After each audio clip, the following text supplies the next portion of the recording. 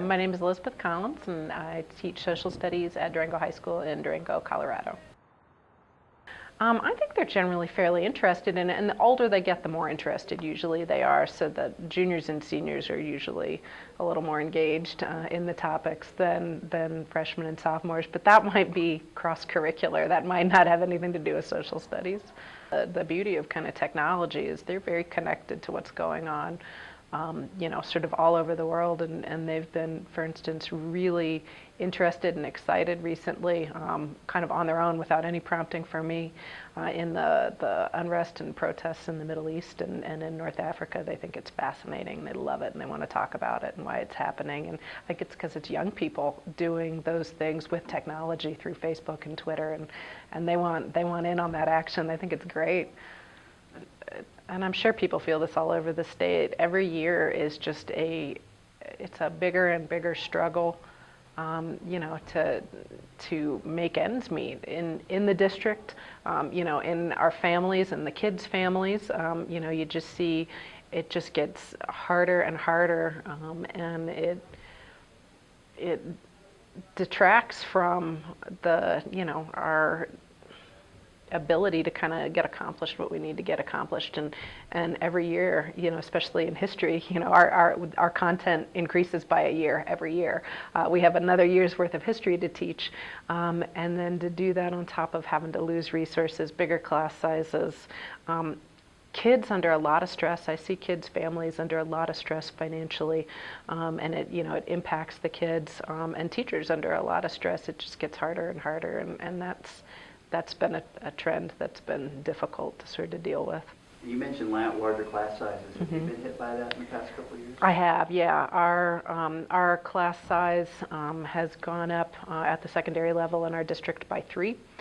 We increased class sizes by 3 last year, and actually increased them a couple of years before that by 1 as well. So we've had an average increase of 4. Which, when you're grading papers and written work, because our focus is really supposed to be on improving writing scores right now, it's impossible to give good feedback when you have 4 more papers per class to grade. It's really, really difficult. Are you looking at possibly bigger classes in the coming year or two with this budget that's been put out? Not necessarily in Durango, because we passed a mill levy. And we were really fortunate last year to pass a mill levy, but I think that's a really unique situation in the state. My husband is a teacher at a neighboring school district, at Bayfield School District, and they are looking at increasing class sizes. He teaches middle school. They have an average class size right now of, I think it's 22, and I think they're looking at raising that to 26 or 27, which for middle school is a lot of middle schoolers in one room. What is a larger class size in terms of a student? What's that mean to that kid? Oh, it means less individual attention. It means less, more distractions.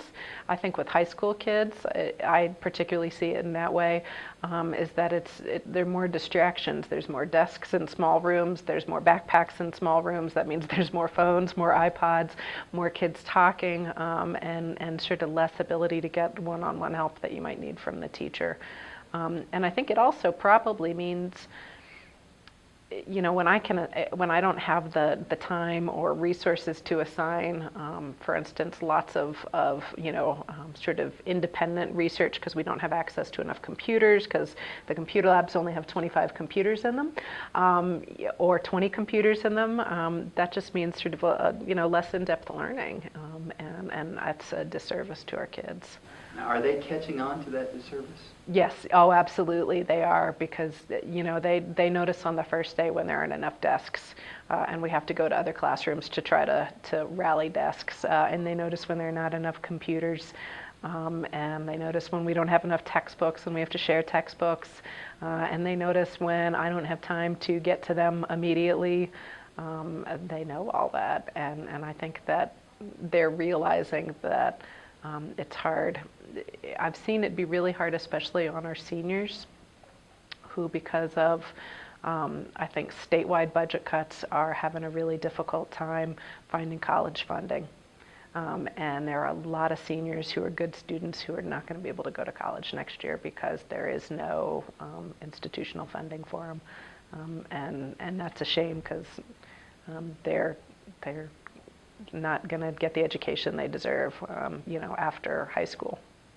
So it was really difficult. We went from a situation where we had passed a mill levy and felt like we were going to make progress towards sort of getting some innovative programs and new technology, towards affecting our salary schedules positively, because our salary schedules are very far behind our competitors right now. And our comparable districts. And it went from feeling really positive at the beginning of the year with winning this mill levy election to going, realizing that all of our money is going to go towards trying to maintain our already large class sizes, that our sort of hopes and dreams about programs and technologies and improvements on our salary schedule were just gone. And I do not think people right now feel very hopeful about next year, the few years after, and that's hard. Teachers know that they work way more than 9 months a year. I mean, the average teacher in our district, we did a time use survey, and the average teacher in our district works 11 and a half months during a 10-month contract. We do 11 and a half months worth of work in a 10-month contract. And so most people know that that's just a load of, hooey, basically, and that it's just political gain. What it really does, because I don't think people believe it, but what it really does is it's incredibly demoralizing. I have students and my own kids who've talked about going into teaching, and I think most teachers counsel kids away from going into teaching. Why would you go into a job that gets no respect more than anything else? And I know for me personally, that's really been the hardest thing, and the hardest thing even about budget cuts is I feel demoralized, I feel unappreciated, I feel bad about what I'm doing, even though I know what I'm doing for the most part is a good thing, it's the right thing, it's a good use of, my time and my energy and my intellect. But, when you hear constantly that, you're a drain on society somehow by taking care of people's children and trying to teach them, it makes you feel really bad, and I think people feel really bad, and that's important in a job that really is, sort of based on emotion as much as it is as anything else. I just think that sort of the last question you asked about, the things going on in Wisconsin and Ohio, and this idea that somehow teachers are the heart of darkness and that public employees have caused this economic recession that we're in. We didn't cause that. We didn't gamble away, billions and trillions of dollars on bad loans and bad mortgages and bank bailouts. We didn't do any of that. We just came to work every day and taught kids. And that rhetoric has got to stop, in my opinion, and it comes from Democrats as much as it comes from Republicans. It's not a partisan issue, but it's got to stop.